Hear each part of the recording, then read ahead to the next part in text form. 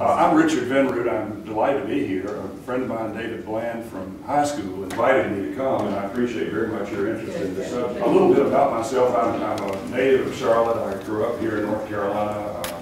I was telling Charles this morning, my father immigrated to this country from Sweden as a boy and came south and met my mom and his family. Had migrated north from Alabama, and they fell in love. And my brother, sister, and I are the benefit of that, and grew up in Charlotte.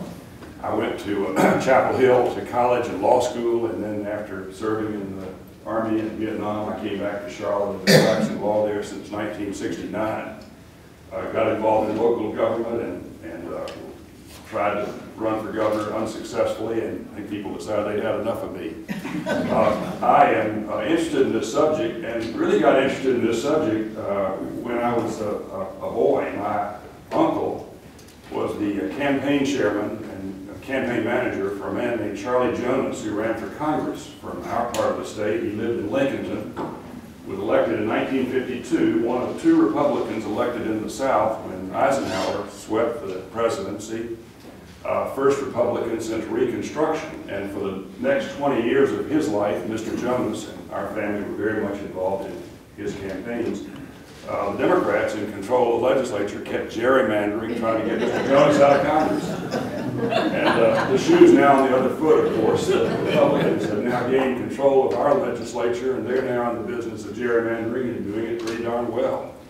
But I thought then that it was not fair and not right, that we ought to have competitive districts, that when you play sporting events, you like to have a fair fight and a fair game. You don't like the rules. You may like it, but it's not the way you ought to do it. You certainly wouldn't tell your children it's the way to do it, to stack the deck in favor of your own side. Interestingly enough, Art Pope, who many of you maybe know only by reputation, staunch Republican, somebody who I think wants very much to see the state governed in a way that suits his politics, was one of the early supporters of the redistricting commission that Charles and I are now championing. And has been consistently a supporter of it. And the organizations that he has created that write a lot of conservative stuff about government, all for a redistricting commission for the last 20 years or so. One of the champions of redistricting right now is Skip Stam from here in Raleigh. He was for it when he was in the minority, and is for it now that he's in the majority.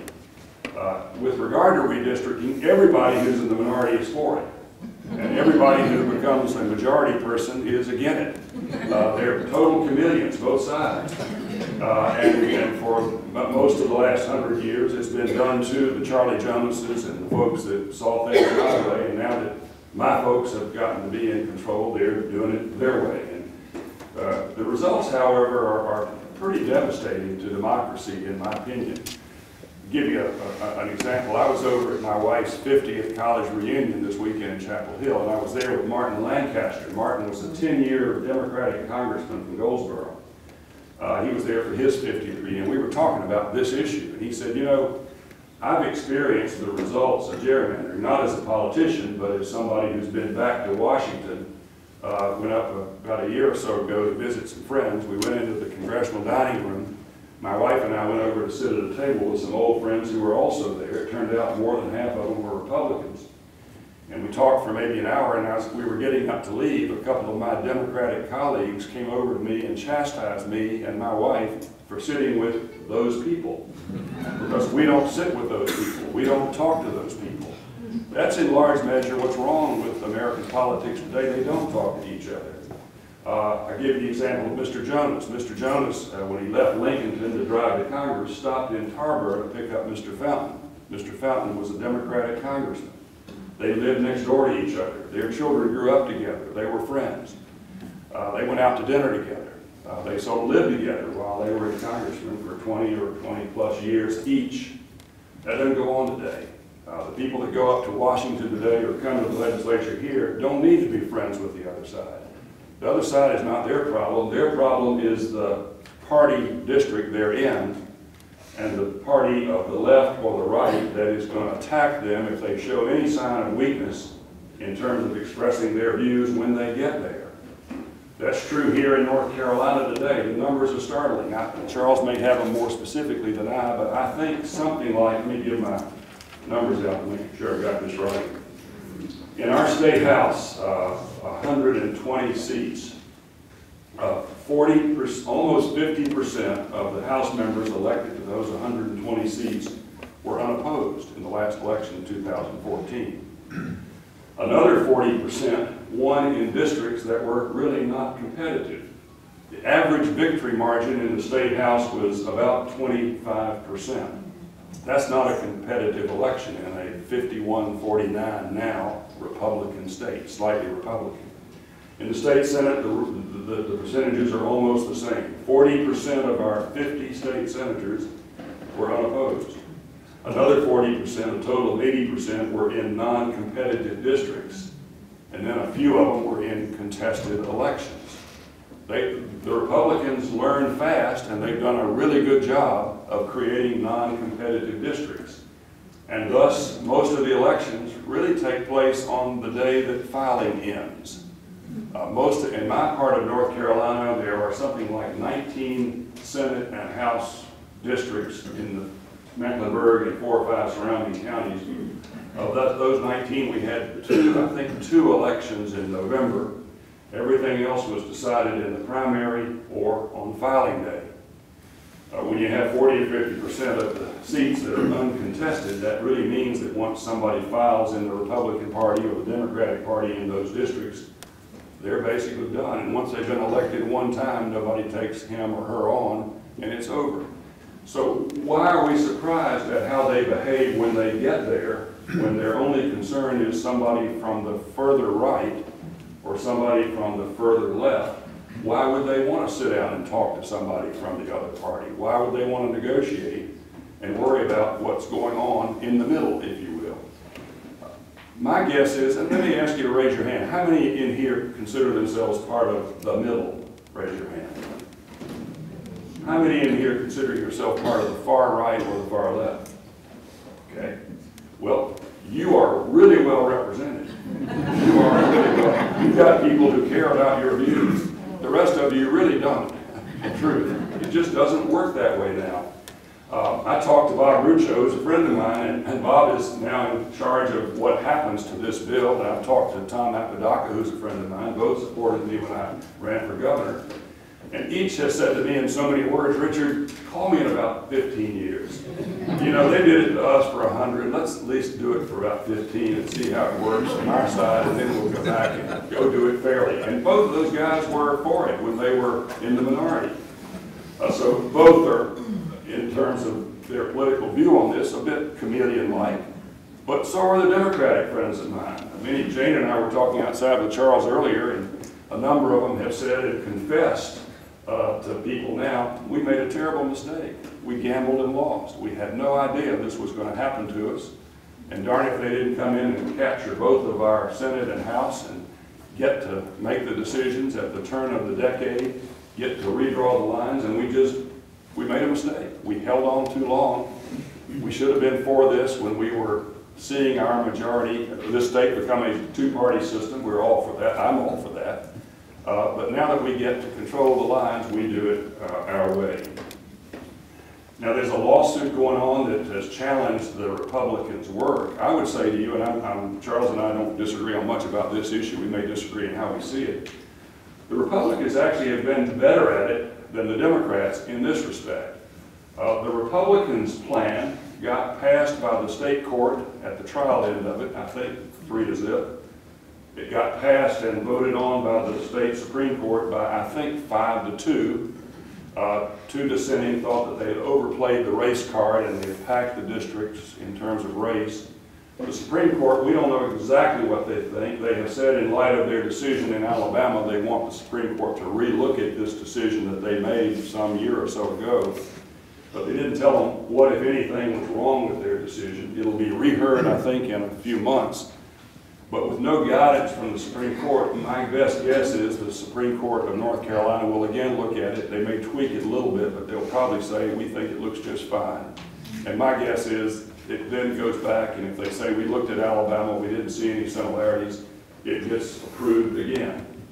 So I sort of doubt that it's going to change in the courts, although if you're on the side that wanted to throw the districts out, they'll talk about it as being this is a great victory and the court will do something differently. I'll be very surprised at that. In fairness to the Republican plan, they've done a really good job for minorities. We have more minorities in the state legislature in both House and Senate than we've ever had in the history of our state. They have essentially done what they were supposed to do in terms of protecting minorities in the new redrawn lines, so that I think 21% of our state are African American, and roughly 21% of our state senators, roughly 21% of our state senators and House members are in the legislature are black. I think 16% of our 13 congressmen are black, and if they had drawn one more mostly African American district, it'd be up around 26 or 7%, so it'd be more than their represented part of our population.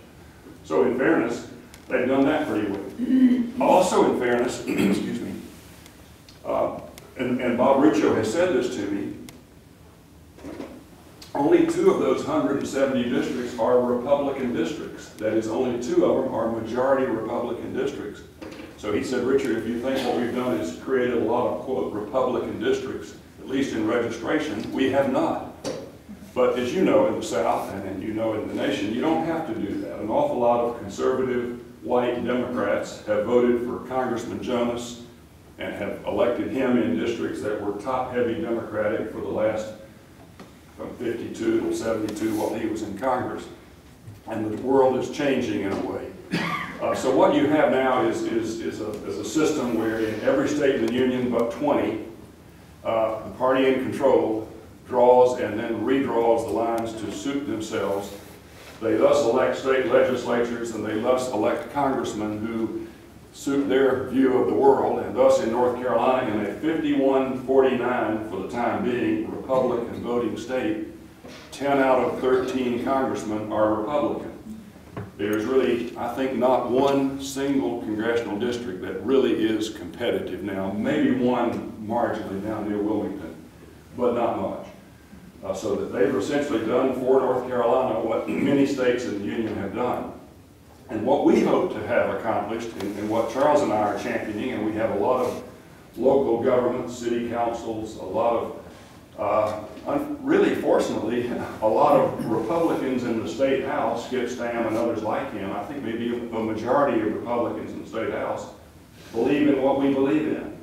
They were there when they were in the minority, and they've stayed there in the majority. Now, I don't know, they may be winking at each other. It may be that the Republicans in the House have said, look, we're going to be for this. We were for it when they were in charge. We're going to be for it now. But you guys over on the Senate side, don't let it get to the vote on your side, and we'll all be fine. We'll claim we're for it, and you can kill it in committee. That probably is what went on when the Democrats were in charge, because an awful lot of them were also bold enough on one side or the other to say they were for it, and then it would subsequently die in the other side of the legislature.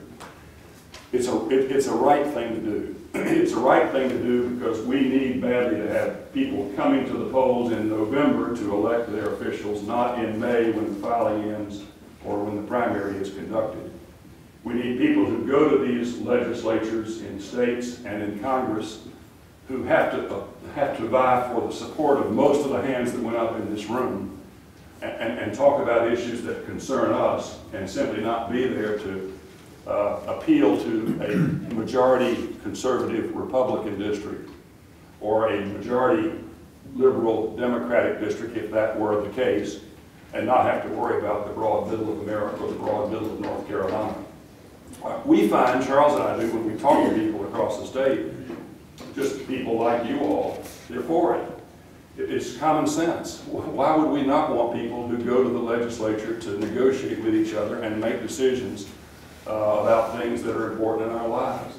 That's what America was supposed to be. That was what America was until a guy named Gary, or Jerry, I suppose we now say, up in Massachusetts, figured out a way to finagle his district to make sure he was in Congress for the rest of his life, thus the phrase gerrymandered district.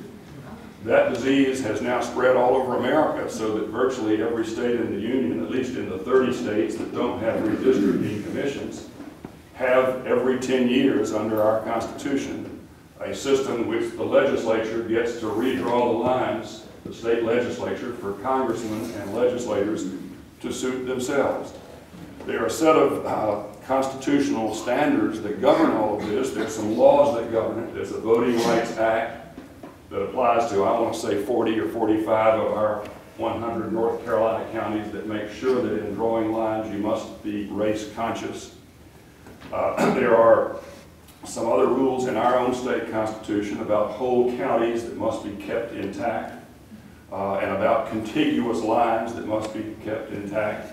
And then there's some other laws that have come down that have let districts do like this to protect minorities or someone of a particular party. And believe it or not, the U.S. Supreme Court has said that politics can be involved. It is not unlawful for a state legislature to protect an incumbent in drawing their lines. It is not unlawful for a for a legislature to protect a political party. It's all fair under the name of governing and drawing lines under our Constitution. But the problem is it's gone too far. The problem is that it's gone so far as to create very few elections in North Carolina, very few competitive elections in North Carolina, and a legislature and a Congress who are representing a few people on one extreme side or the other. And it's not good for democracy, and it's not good for good government, and it's just plain wrong. I got involved, and Charles will tell you how he got involved, just because I thought it was just plain wrong. It's not the way I grew up playing sports. It's not the way I grew up thinking about America and the way it ought to work. And we hope we can get folks like you to stand up and say I'm for it, and we hope we can get you to call your legislators. And we hope it's the sort of thing that you'll get behind. It is the sort of thing that I think, I'm amazed at how few people I talk to who don't say you're right.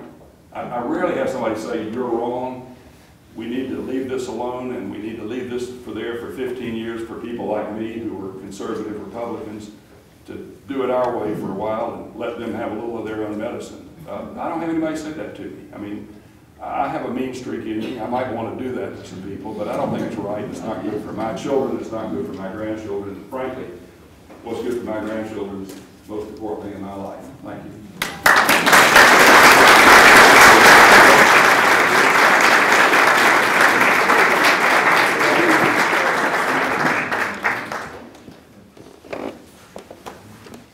Thank you, Richard, and let me thank each of you for being here this morning to talk about redistricting reform here in North Carolina.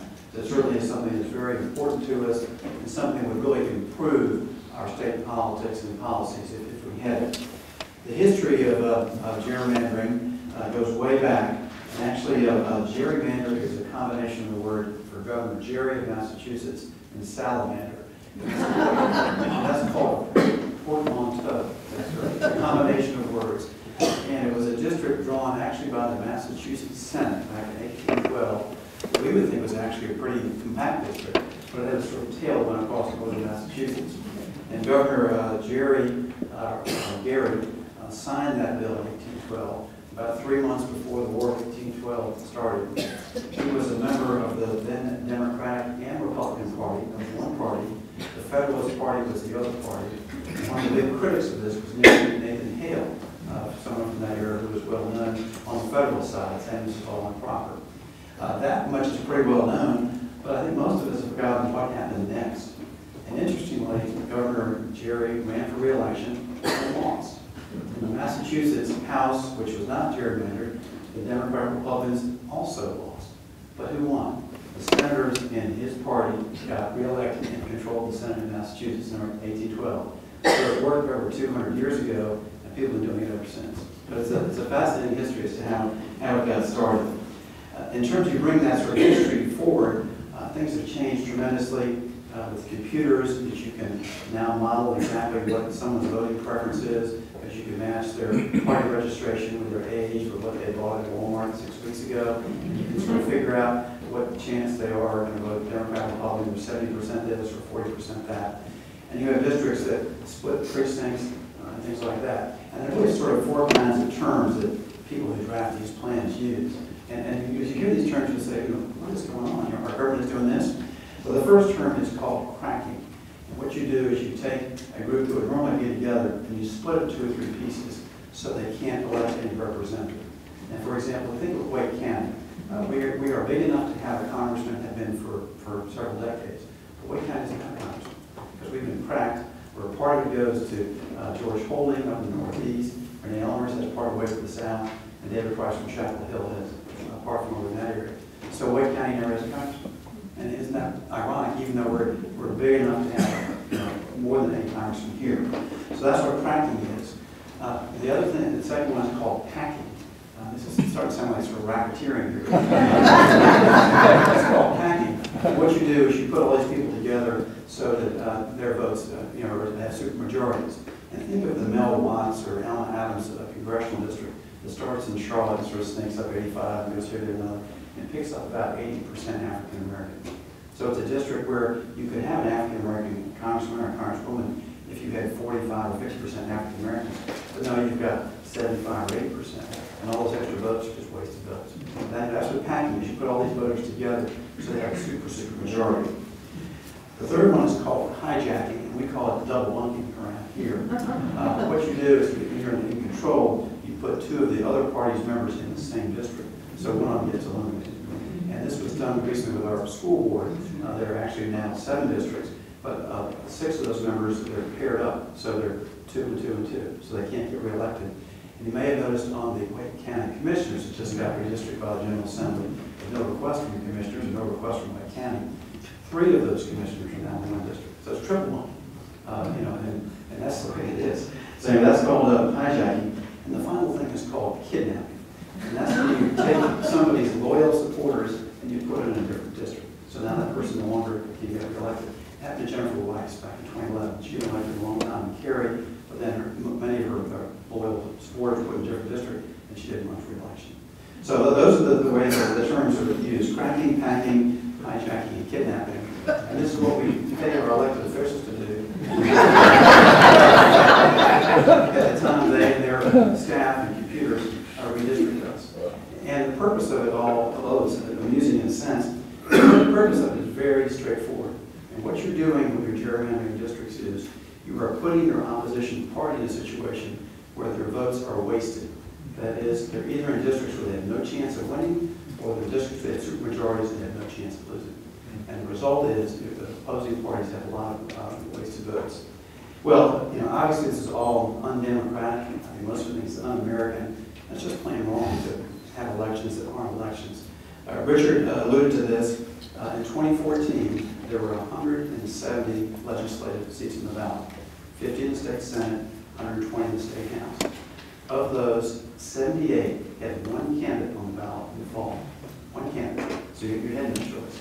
And the other 92, 3 seats changed hands. 2 House seats went from Republican to Democratic, and 1 Senate seat went from Democratic to Republican.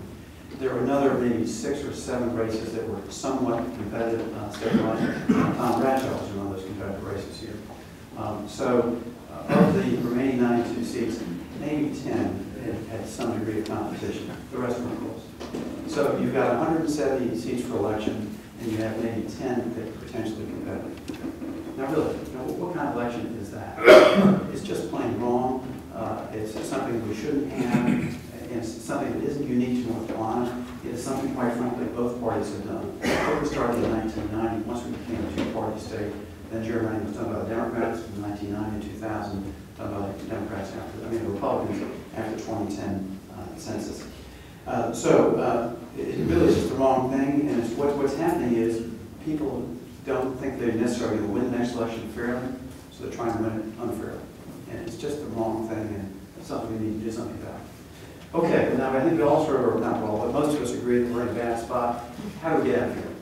Well, first, I don't think we're going to get much help from the courts. As Richard mentioned, the courts have said drawing districts on political boundaries is okay. This, to me, is unfortunate. If we had a court like the Warren Court back in the 50s and 60s, that took on segregation or took on the 1 person, 1 vote, we might see something done.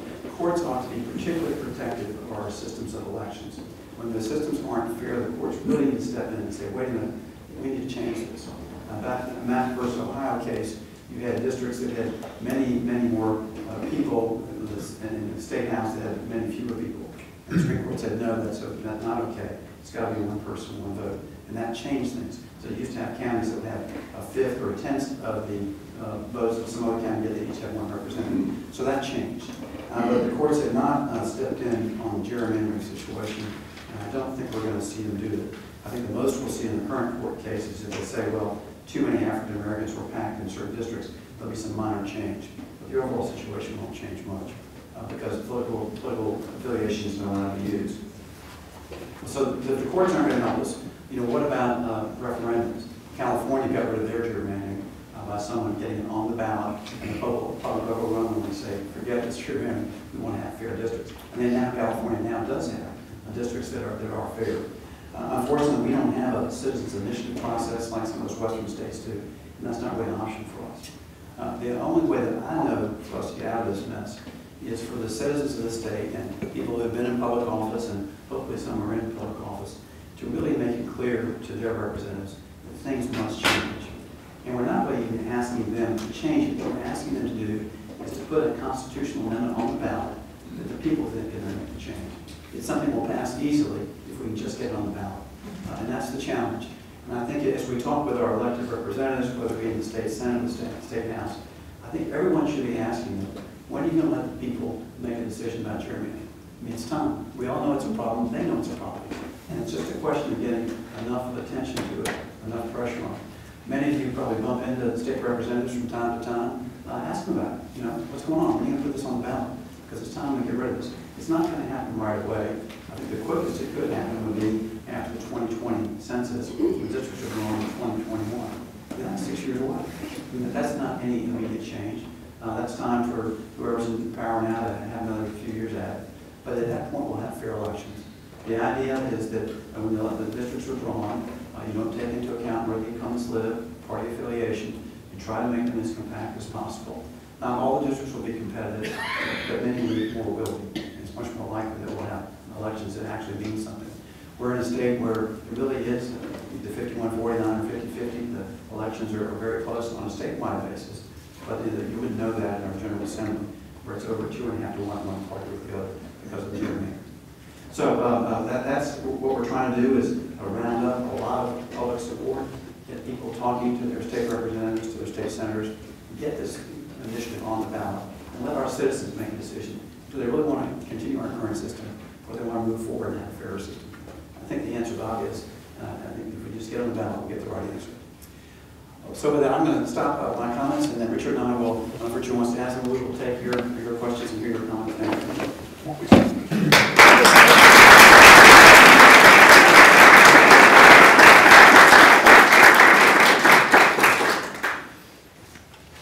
We're all sick because I need to sit. I have a lot of wounded legs, and I don't stand very well. This is a young man, he can stand. The thing that has always struck me is why don't they simply, it's always done after a census, why don't they simply look at population? I mean, how did they get into such a complicated system where they're looking at all these different things? I mean, it really doesn't matter what a person's race is or what their party affiliation is. If you've got a representative, it should be based upon the number of people. It sounds like in some counties you've got people representing larger numbers.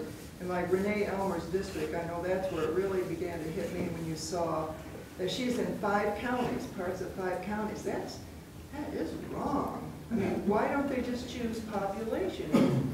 Well, I mean, obviously it doesn't benefit them, but why wasn't that one of the original things? Charles, can you repeat the question? Yeah, the question is why isn't districting done based on the population? And actually, it is pretty much done on the population in the sense that districts have equal number of voters of people in those districts. And it's done on the census because that's required by the U.S. Constitution. And that's when you know pretty much where the population is. People tend to move more to some areas. So in 2010, we had a pretty good idea of how many citizens were in each area.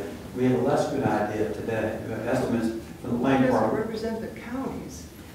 Why, if you've got, I forget you said there was how many counties we have? 100. 100 counties, why not look at the population within those counties And then combine counties. If one county has less, then combine two counties. Well, following county lines makes sense. The question is why we don't not just use the county lines. Following county lines makes sense. But when you know how many people are in each county, it's at the time of the census. So that's the reason you're required to redistrict then. And the challenge here is not so much equal number of people, because the districts tend to have equal number of people. The problem is they're drawn in a certain way that there really is no competition. Typically, districts will have about 65% Republican performance for their districts and about 80 or 85 for the Democratic districts, as opposed to trying to have them be compact and be fair districts. And in fairness to these people who are drawing it, whether they're Democrats or they're Republicans, this is not a simple recipe. It isn't just a matter of let's draw, several vertical lines and several horizontal lines. People don't live like that. They live in big cities. They have a lot of things that they must satisfy. Charles mentioned the one person, one vote. That's one of them. We've got a whole county provision in our state constitution. As near as possible, you've got to keep counties together.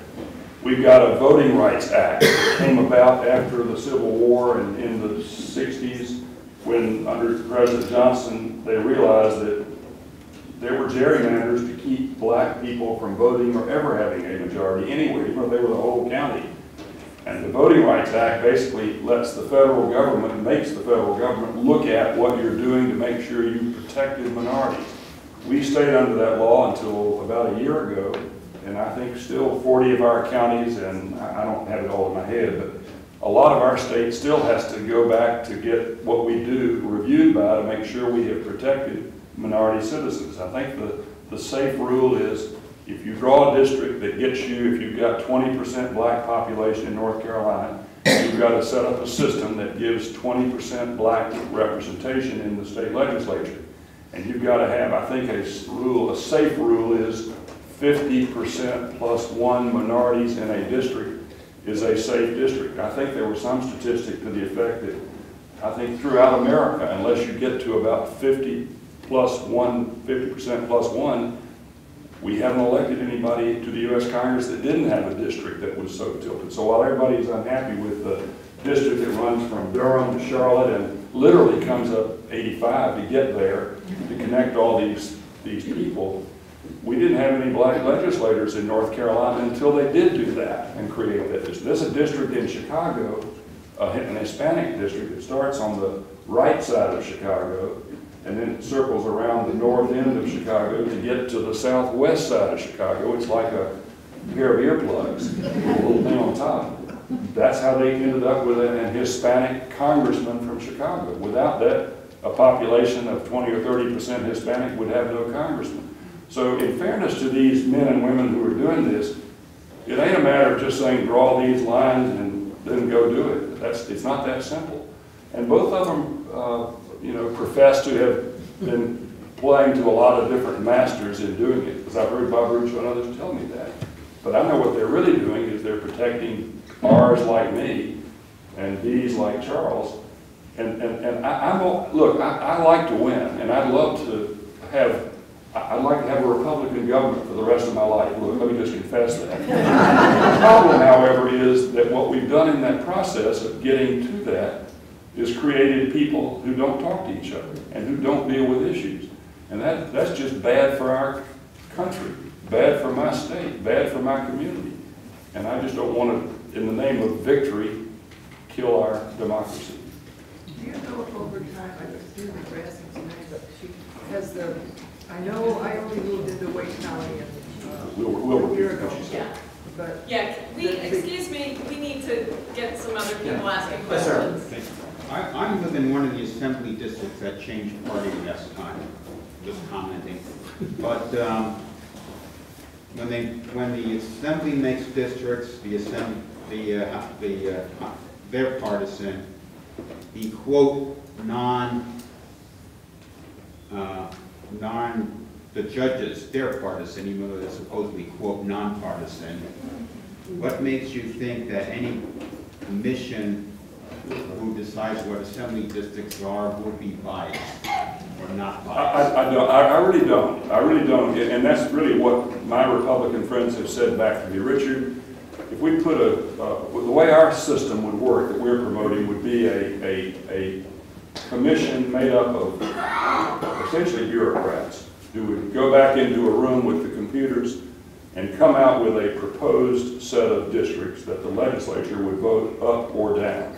I think they'd have to have 2 goes at it before the legislators would get to do something about it.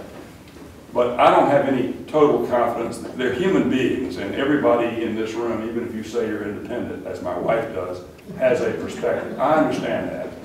But I would frankly like it better if it happened that way to me than the way it is happening to me when I in fact know why they're doing it and what they're doing to me. I think I'll feel better about it, even though I don't think it'll change dramatically.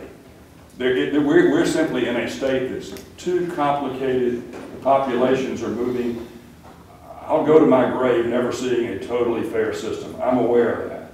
But we need a better system than we have today. And in those 20 states in which they're doing it, it's working pretty darn well. The people there probably are still electing some people they wish they weren't electing. But I think they are feeling better about what's happening to them than I am right now. Charles? Yes, sir. I'm sorry, I just don't understand what criteria you would use to accomplish what you want to accomplish, given the diversity in the state. Now, maybe I'm missing the point. Well, the question is, how do you do what you want to do? What the criteria would be. Okay. First of all, there's certain things you can't use. If you're on that commission, you can't look at party affiliation. You can't look at where the incumbents live. What you're looking at are areas that are contiguous and are similar in population to other areas. So you would have districts that tend to look roundish or squarish, but don't zigzag here and there. They would be more compact. Not all would be competitive, but many more would be competitive if you just drew it that way. And that would be the goal of it, would be to have districts that honor precinct lines, honor county lines, and tend to be fairly compact. And that's how you draw your districts. And then you come back with a map that will look very, very different than the map you have today. And you'd probably still have the snake between Durham and Charlotte that creates the 12 or something like that. We're not proposing a perfect solution. I'm just telling you that. Sorry. So, one is just an information question. I understand that the census then generates a requirement to redistrict for Congress. Is it just a custom that the state legislatures then also redistrict at the same? Or what's the requirement for redistricting within the state? I would need to check that. I think the federal constitution requires it. I'm not sure if that's a very good point. I don't know the answer to that. Richard, do you? Our state constitution says that our legislature will do it. I can't recall whether our state constitution ties it to the federal census every 10 years or not. I just don't remember. It does. It does. Answer is yes, it does. So they're linked. Yes, sir. In the Constitution. Okay. The other question was, you've alluded to there's 20 that aren't doing it with the gerrymandering. What's a sampling of the ways that they're doing it? Well, it's mainly by commission, like the Iowa model that we're talking about. Primarily, you have an independent group that comes back with a proposal, and the legislature can't amend it. It can either approve it or turn it down. But that's typically the way it is. Some independent group that comes back with something. And one other alternative, I think, and I see Jane Penske, she may correct us back here. I think some states have a system in which there are in that room Democrats and Republicans in a percentage to conform to the state's percentage who themselves are doing it. But at least they're each watching each other do it, and it's a little harder to do it when you're in there saying, I know what you're doing, I know what you're doing. Yes, ma'am. Is there a draft language for the constitutional amendment?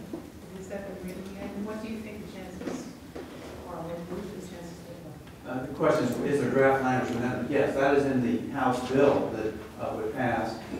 And the polling shows that over 70% of the voters would vote for it on the ballot, and might vote more than that. Gerrymandering is very, very unpopular among the public for the reasons that we talked about tonight. I've told Charles that when I speak to people on the street about it, I've read right much about it, as has Charles, so we can talk to you all and others. I've rarely met anybody who didn't say, this is a really good idea. I can't imagine this thing wouldn't be overwhelmingly popular if voted on, and the language for it is not all that complicated. It says about what I said.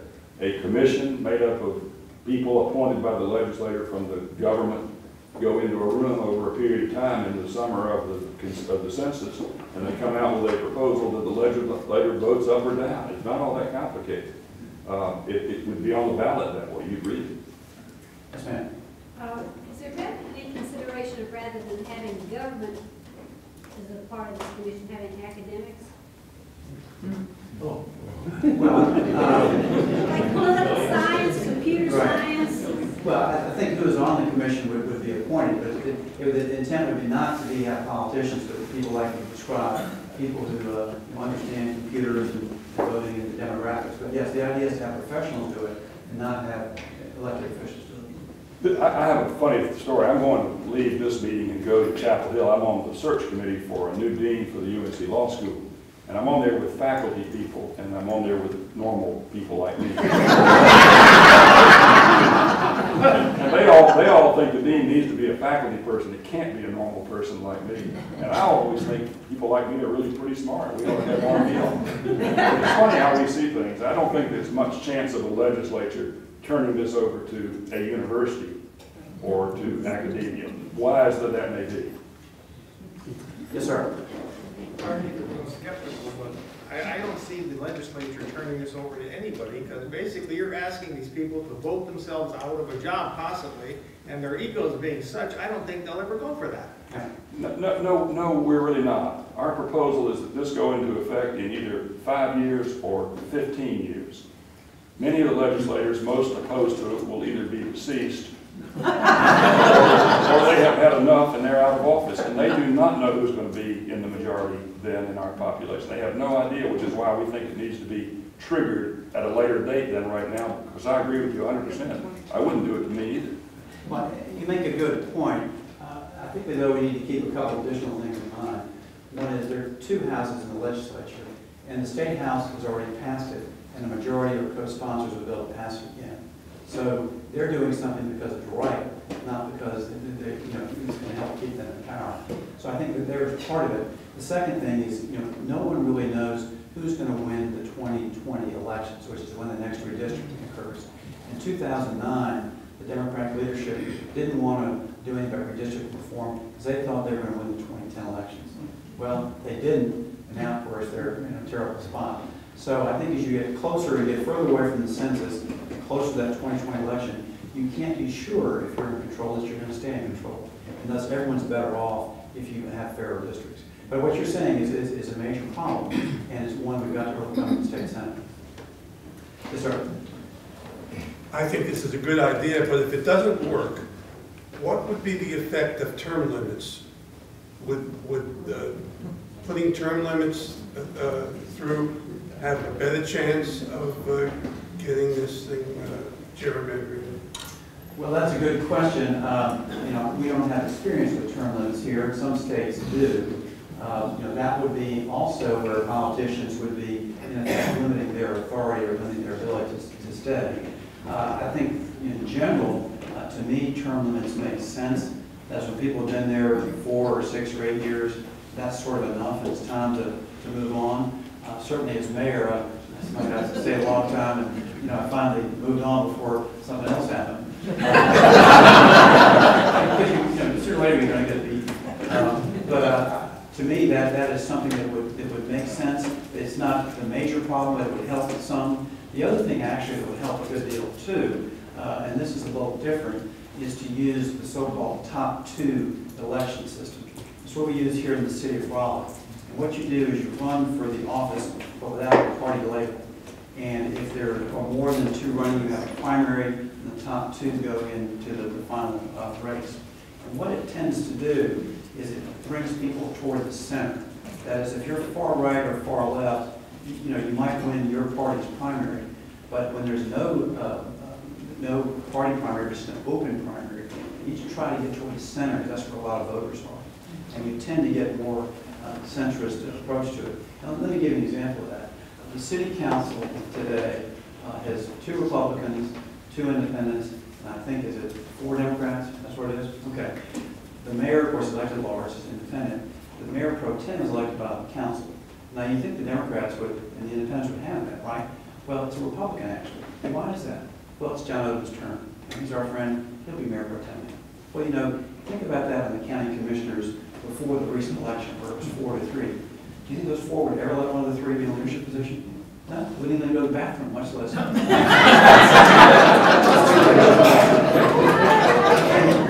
the difference is the way county elections are partisan. So you've got the Democrats, Republicans running primaries and then run up in the fall, while the state elections are nonpartisan.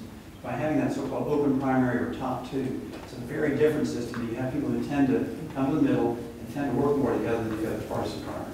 So that's, to me, if I were going to do a reform that wasn't redistricting, I would look at the top two as opposed to the term limits as being the first thing to do. I like term limits. My wife term limited me. She said, that's all you're going to serve. It's either me or that. I can decide. Yes, sir. What do you think will happen with the Supreme Court review? I think it's of Arizona, where they're deciding whether it's legal to have an independent commission versus being assigned to the legislature. I don't know the answer to that. I don't know. Wouldn't that invalidate your proposal? Yeah, they decided that. That's the issue is, must this be done by the legislature? That's what the U.S. Constitution says. Or is it good enough to have the legislature vote to put it to a commission?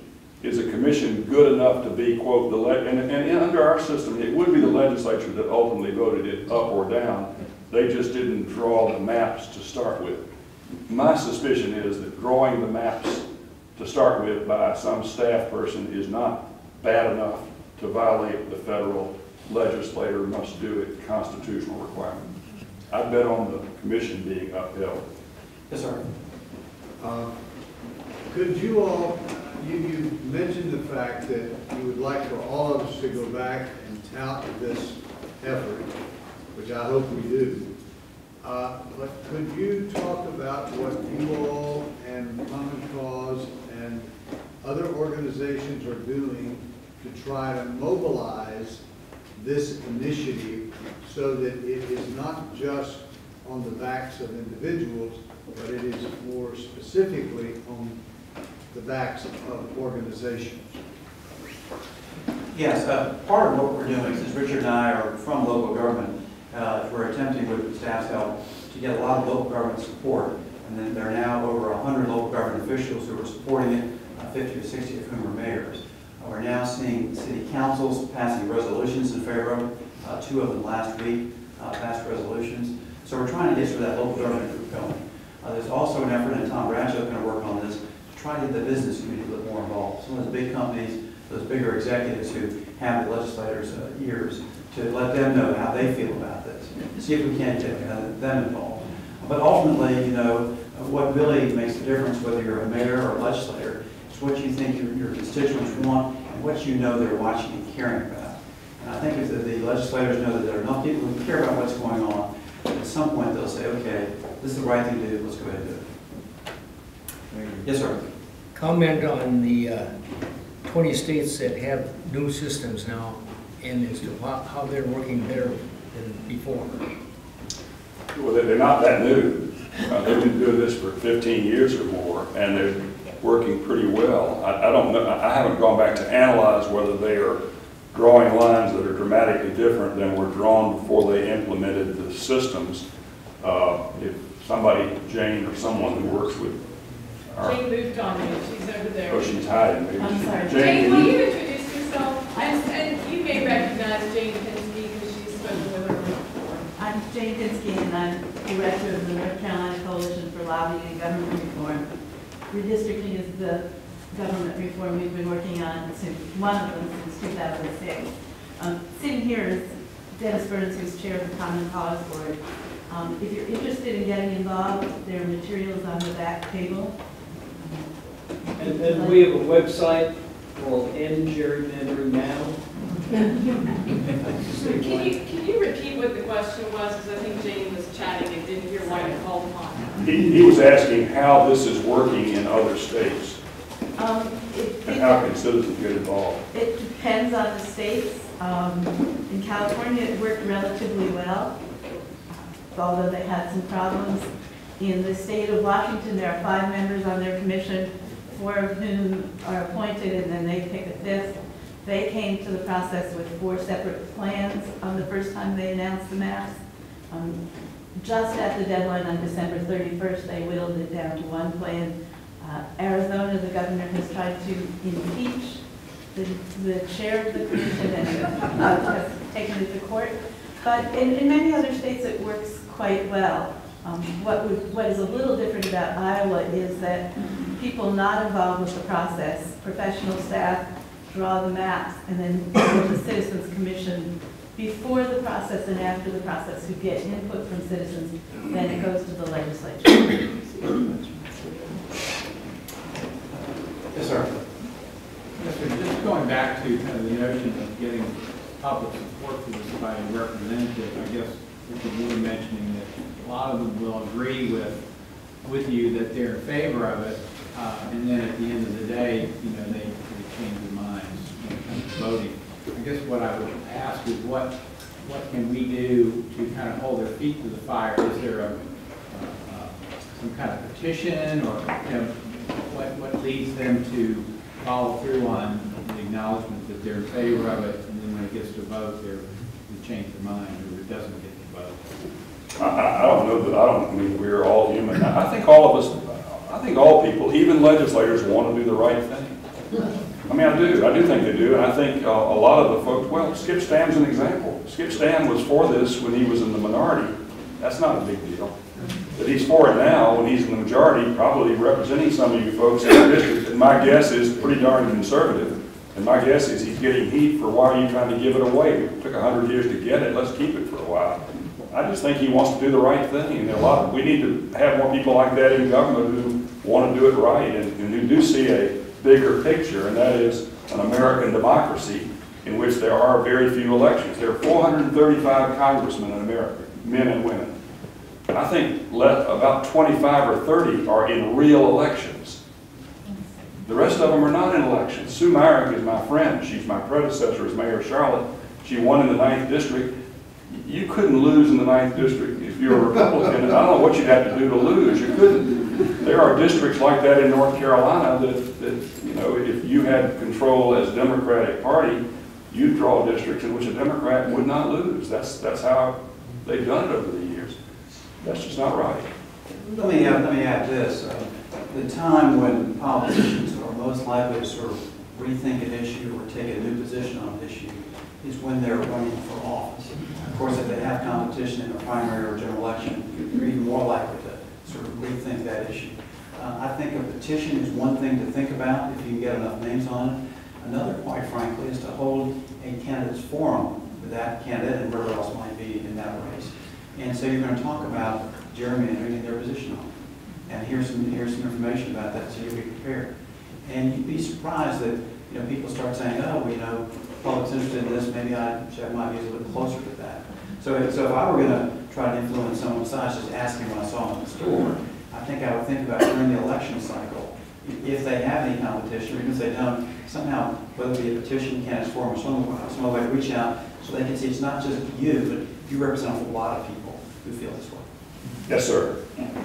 What's your thought you all given to the idea of an open primary system proposal similar to what they've done in California? It seems to me that might obtain more public support than, say, get away with gerrymandering with the powers that be right now.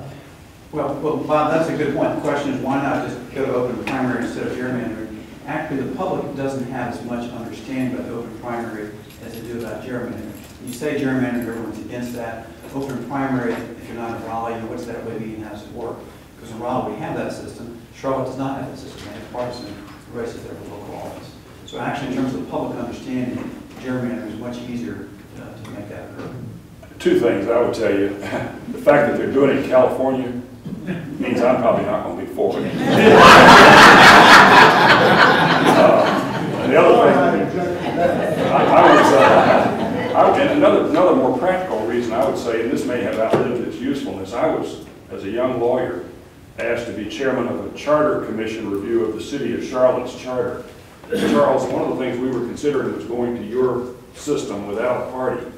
And I had a number of people tell me then. One was Jim Martin, my friend, who became our governor, who was at that time chairman of the county commission in Mecklenburg County, which was Republican. city of Charlotte was more Democratic than Republican, saying, Richard, you ought not to do that. The parties bring a generalist approach to this thing. If you have an open system, we'll have a lot of nut people out there in their little groups who will come in and take over our government. That appealed to me at the time. I don't know if Jim was right or not, but he feared that legitimately. I think it turns out that that may not work today. I think maybe the nuts are us. Yes, sir. What happens if your commission's plan gets voted down? Typically then, there is a second plan. The question is, what happens if the commission's plan is voted down by the legislature? Typically, there is a second plan then offered, a second vote by the legislature, and if it's turned down again, then the legislators actually attempt to do it themselves. But they're under the constitutional restrictions of not paying attention to party affiliation or where the incumbents live. They can't discriminate against people on that basis. But hopefully, most states don't get to that point. The initial plan gets approved. Yes, ma'am. Yes, sir.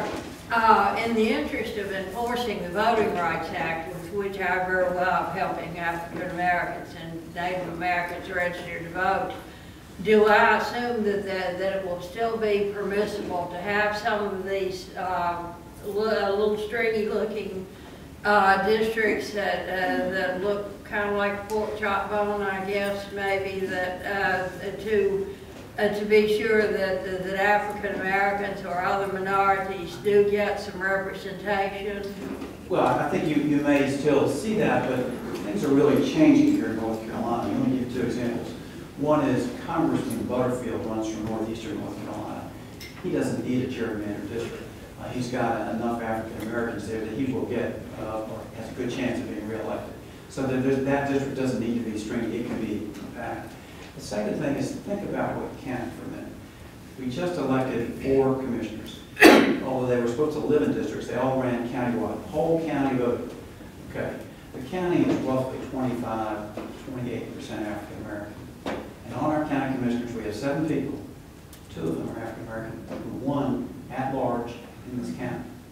Now, that tells you Wake County has changed. Because people are now electing people, not necessarily on race alone, because the white people could have elected, could have won those positions, but they're basing it on something else. This issue, the issue is school funding and transit. So I think while you may have certain areas where you need to have these stream districts, there are areas like Wake County that are going to elect people regardless of their particular ethnic background. And that's a change, and it hasn't been remarked on much. But think about that. In 2012, Wake County elected 1 African American out of 3, and in 2014, we elected 1 out of 4 of our county commissioners. And people really didn't talk about it. It's because they were voting for candidates who were changed candidates. So I think that's interesting, and I think that will need to be kept in mind, because you don't necessarily need to have a majority minority district or win. I come from a city that in 1983 elected Harvey Gantt mayor in a city that was 21 or 2% African American. I was in a county, Amite County, Mecklenburg, where before the legislature created a district school board system, 1/3 of our 9-member school board elected at large were African American for the most of the time I was on the city council and mayor of Charlotte. And then a local legislator one night literally redrew the lines and created a district system. I think we're now up to 4 African American on our 9-person commission, or school board. Not much different. I actually think, and I know I'm not African American, so I can't speak for African American people. I actually think we are in many ways beyond that. I'm not so sure it's necessary to have a string between 2 highway systems to create districts. But look, if we wouldn't do it the right way, then we always go back to that. I'm just not sure that's best for America, frankly. Yes, sir. Yeah, you have county boundary constraints, you have racial constraints. Are there other constraints? Are there too many constraints? Would you eliminate them? Well, right now, those are really the 2 constraints. You can break counties if you need to, and then you can break precincts if you need to. Then with this redistricting commission, you'd add a couple more, and that is, you couldn't discriminate on the basis of party affiliation or on the basis of where the incumbent lived. But no, I don't think it's too many constraints. I mean, the problem is that the voting is being analyzed by computers and precincts broken down. Let me give an example. I I live in town here in Raleigh, of course, from Marywood. 170 houses in our precinct, we're in Long Heights, and about 250 voters if everybody voted. Okay, you do think we would be in one House district and one Senate district? But oh no. No, the House district cuts us one way, and the Senate district cuts us another way.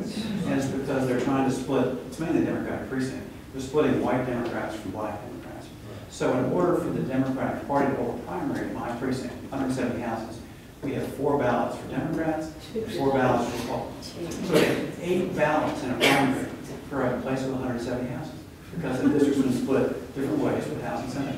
I mean, it's crazy, and of course no one knows who their representative is. Because how can you know? You have to really figure it out. I mean, it's a crazy system that makes it very hard for people to know what's going on, not to mention election officials who have to try to monitor this thing.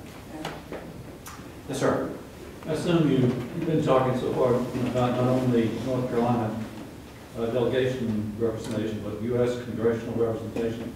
Yes. Are there some unique constitutional issues or other things between redistricting U.S. congressional districts versus state districts? I'm not aware of any of those. Both of them are done by the General Assembly here. I'm not aware of any additional federal requirements that would apply to that don't apply to our state races. So typically legislators do the same thing for congressional races as they do for the local races. So in some cases, independent commission. Most states, though, it's the gerrymandering we have now.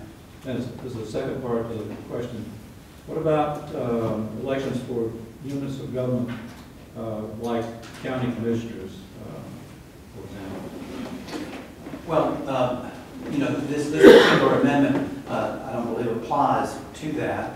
We've had a lot less trouble with that at the local level. We've had trouble with the state legislature coming in, chairman local cities. We haven't had trouble with local people doing it as much. We never had trouble with the city, and the county, of course, hasn't had that problem. But that's something to think about down the road if that gets to be a problem. But that's not a major problem I'm familiar with. Richard, you may. All I know is that under our state constitution, the state legislature gets to decide if you're a city or not, and they get to decide what your government will look like. Is in the Constitution. They get to do it. I guess they could be challenged under the constitutional provisions we're talking about, but they get to decide whether you remain a city or not. They actually did away with a city up in the western part of the state, not this legislature, but 30, 40 years ago, because they thought it was a bad government. They just said you're no longer a city.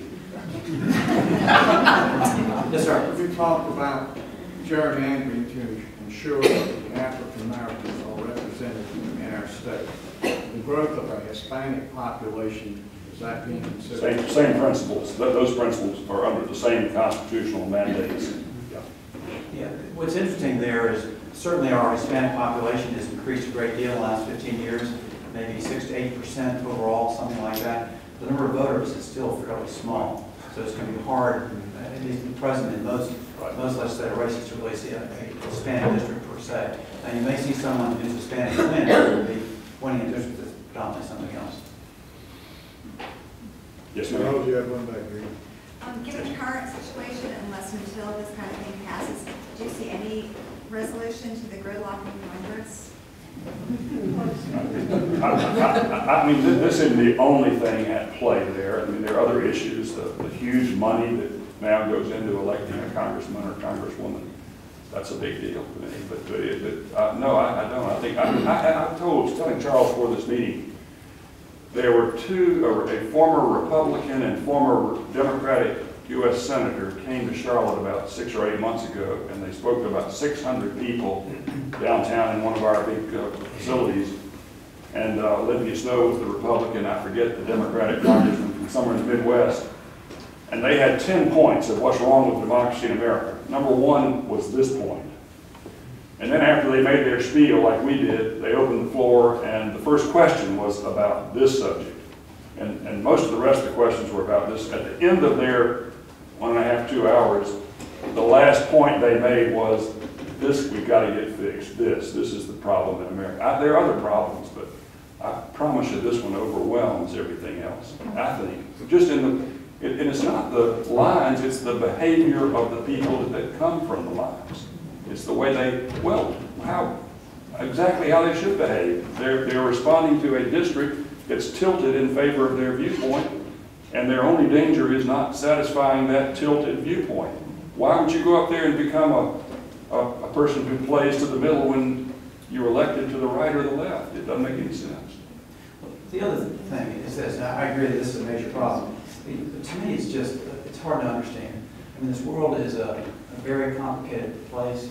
There are threats to us and our way of life all over the globe. There are environmental issues, there are tremendous economic issues, and yet people spend their time refusing to vote on stuff and fighting about petty stuff. I mean, it just doesn't make any sense. You'd think folks in Congress would say, gosh, you know, we need to go ahead and grapple and deal with some of these issues. We've had an immigration issue that's been unaddressed for over a decade now. I mean, really? I mean, you'd think they could figure out something. But it's remarkable, and I think part of it is the system, but part of it is people have just got to be more reasonable. It's sort of an easy thing to say, hard thing to do, but it's hard to understand what's going on in Washington. It really is.